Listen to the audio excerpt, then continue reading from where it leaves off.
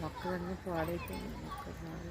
చింటూగాడు, చింటూ తల్లి బిస్కెట్ తినేస్తున్నారా?